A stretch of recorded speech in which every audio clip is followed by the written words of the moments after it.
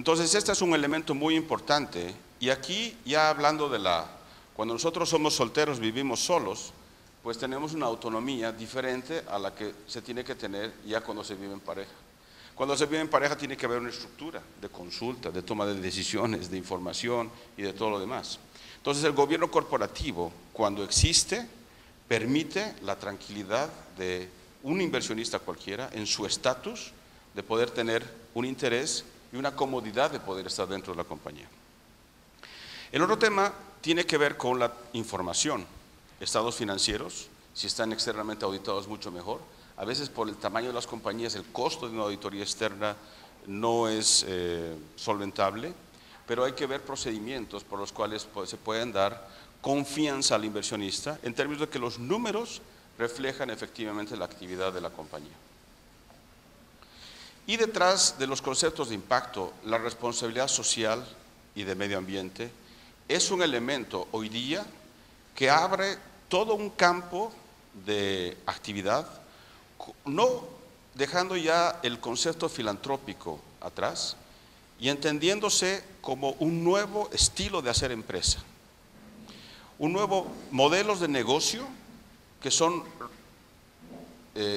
respetuosos y son conscientes de que la actividad de la compañía tiene un impacto por fuera del entorno físico de la compañía.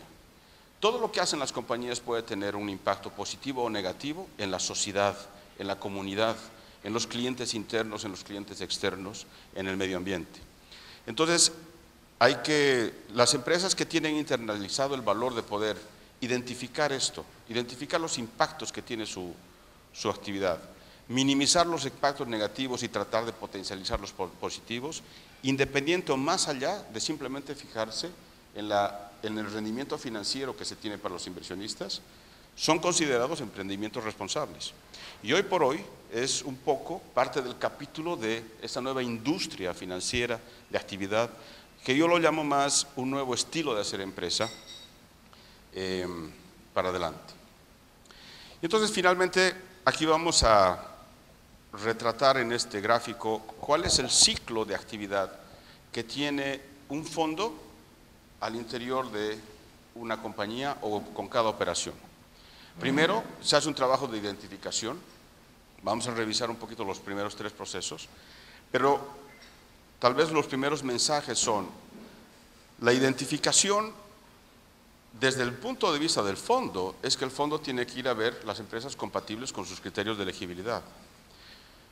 El mensaje también es, cada uno de ustedes tiene que generar un proceso de identificación y de compatibilidad y de afinidad, donde el dulce o la zanahoria no es el dinero, sino la compatibilidad con lo que ustedes quieren hacer. Luego hay un proceso de evaluación. Entonces, de esto vamos a hablar un poco más profundamente y vamos a entrar para que ustedes puedan conocer en detalle a qué se somete una empresa cuando entra a un proceso de evaluación, que en muchos casos puede ser pesado porque demanda tiempo, puede ser traumático porque demanda un montón de dedicación de todo el equipo, más allá de lo que uno necesita hacer, pero son procesos necesarios porque para casarnos primero tenemos que enamorar, y antes de uno propone y el otro acepta, pero para llegar a ese proceso pues se da todo lo anterior. El proceso de estructuración es un tema muy importante, que es un poco lo que decíamos, pues ahí se define cuáles son los mecanismos más adecuados para poder financiar y apoyar el emprendimiento, la negociación, que es poner las reglas del juego, y todo esto que está por debajo de la línea verde es el procedimiento anterior al desembolso. Luego que se da el desembolso, hay un proceso de seguimiento y hay un proceso de salida que es, con eso se termina el ciclo. Vamos a tratar de revisar los primeros 2 o 3 temas con algún tipo de ejercicios y de información de aquí en adelante. Entonces, bueno, hasta aquí hemos un poquito sondeado qué podría estar en la cabeza o en la mente de un inversionista. Para hacerlo dinámico, vamos a tratar de, en cada capítulo, poder retomar algún comentario, alguna experiencia, alguna pregunta que puedan tener. ¿Hasta aquí? Ok. Otro tema importante es tratar de caracterizar a los emprendimientos. Cada uno de ustedes sabe perfectamente lo que hace, pero tratamos de poder generalizarnos y ponernos en los ojos de un inversionista. Todas son empresas pequeñas y medianas, y vamos a ver cómo podemos definir una empresa pequeña y mediana. ¿Cuál es la idea para ti, María, de lo que es una empresa pequeña y mediana?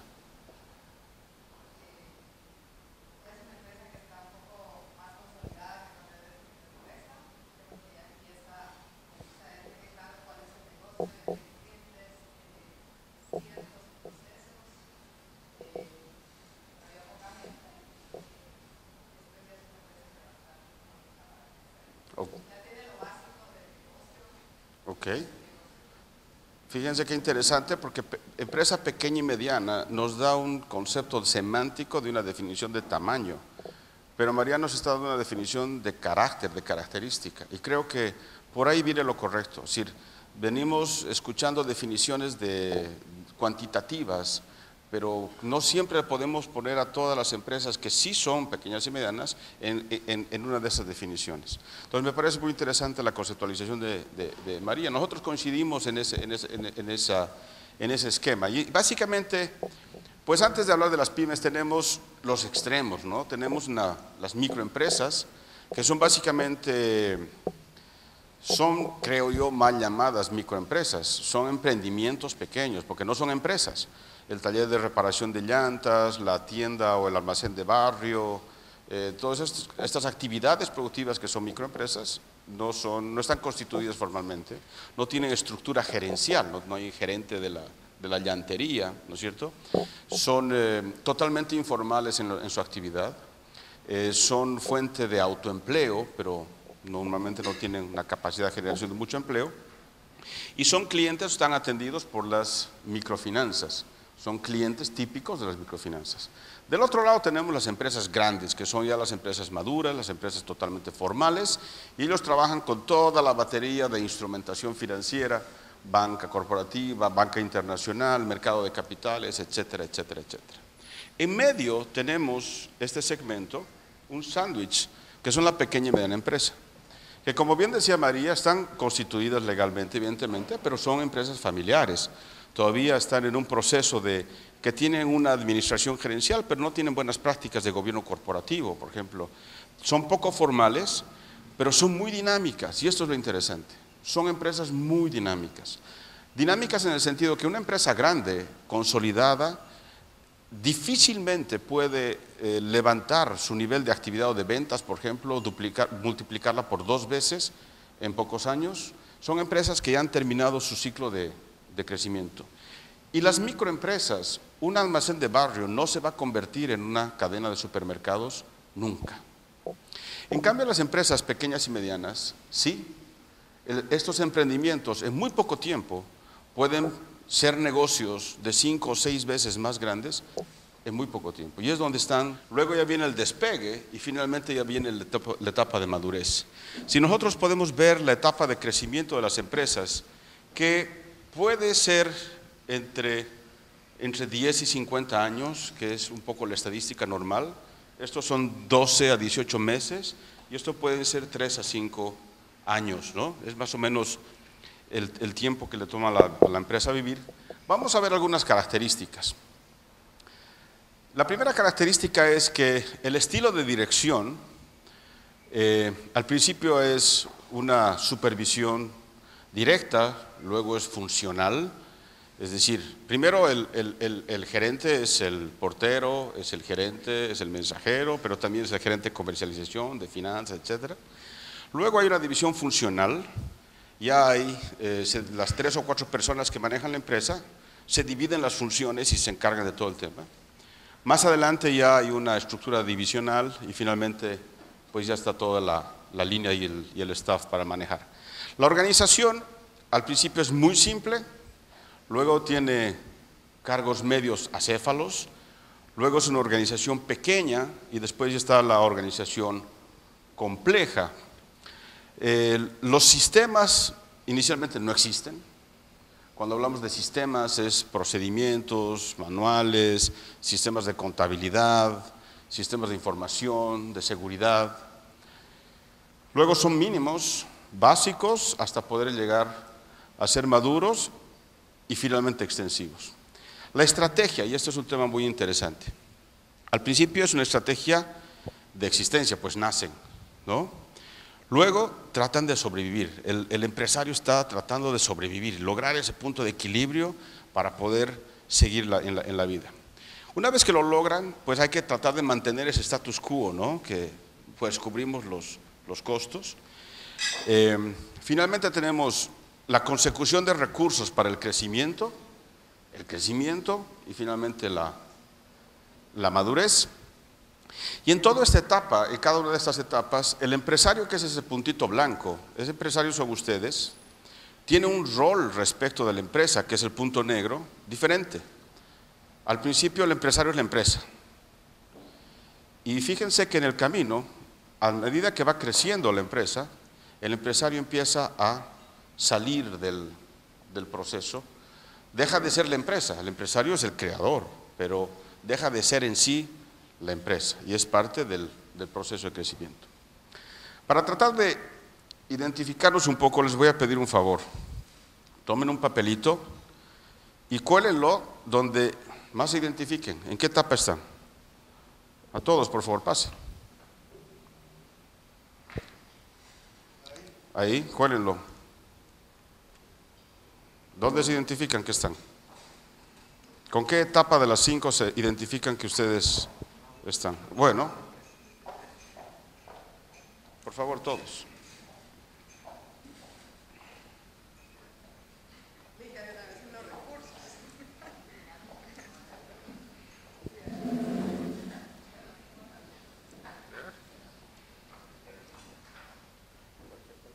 Cualquiera.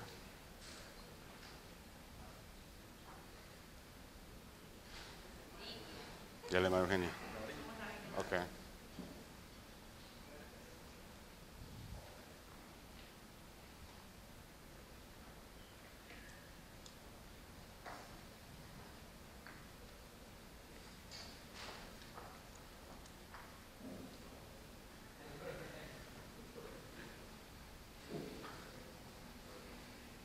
Gracias.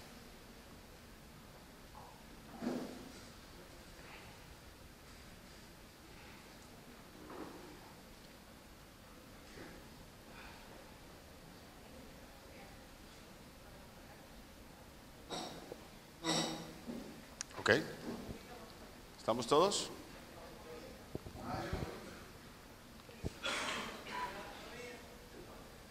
Bueno, entonces básicamente, fíjense,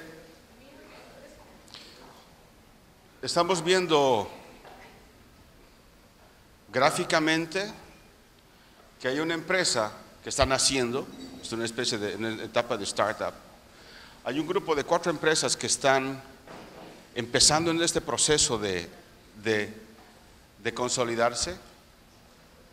Y luego hay otro grupo de 4 empresas que ya tienen una experiencia de aceptación de su producto en el mercado y tienen un plan de crecimiento y de expansión. Ahora, más o menos en este diagrama de vida y el diagrama de características, entendemos más o menos dónde estamos. Y entonces los inversionistas rápidamente tratan de hacer este ejercicio siempre. Tratan de ver con quién están hablando, la empresa dónde está, y automáticamente van a hacer una caracterización por inferencia